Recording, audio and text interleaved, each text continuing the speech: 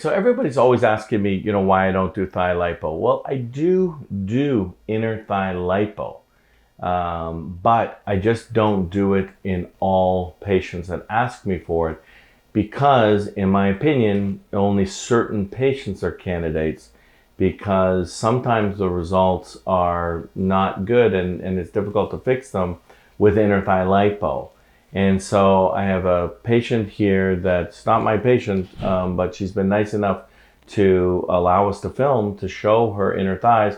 And she had told me earlier that she wasn't happy. Are you happy with your inner thigh lipo? No, I'm not. So she's not happy. And nothing was really done wrong. It's just that this is a really difficult area to lipo because you can have so many difficulties. So she's definitely thinner in this inner thigh, but one of the things that she doesn't like is she kind of feels now that she has a lump here. And what really would have happened is that there's not a lump. I'm gonna just turn your leg a little bit like that. So this is not really a lump. This is just her thigh that's here, but it appears to be more of a lump now because of the liposuction that was done in the inner thigh. And it's hard to fix because then if you start chasing this, where do you stop? Because if you lipo through here, this is going to stand out. If you lipo through here, this part is going to stand out. And she really has a nice smooth contour to her thigh.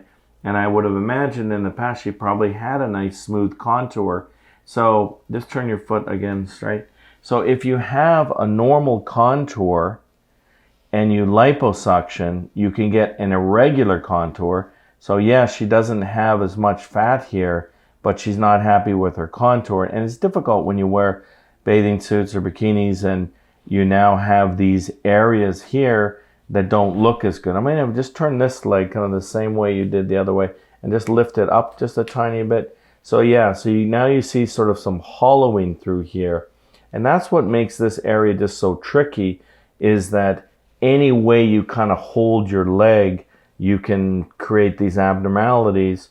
And so now we see that there's really kind of a depression here, and then there's a fullness in here. I've kind of just said, listen, I wouldn't do anything about it because I think if we do something else about it, potentially gonna look worse, and we should just stay where we are. So that's kind of the reason that I'm really picky as to who I do inner thigh lipo on. For me, you'd have to have like a big sort of fatty deposit in here, and that tends to work well because you can kind of flatten that out.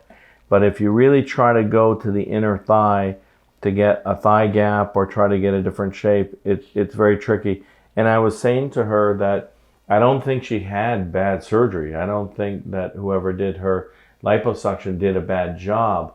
I think that the tricky part is that this is a really difficult area.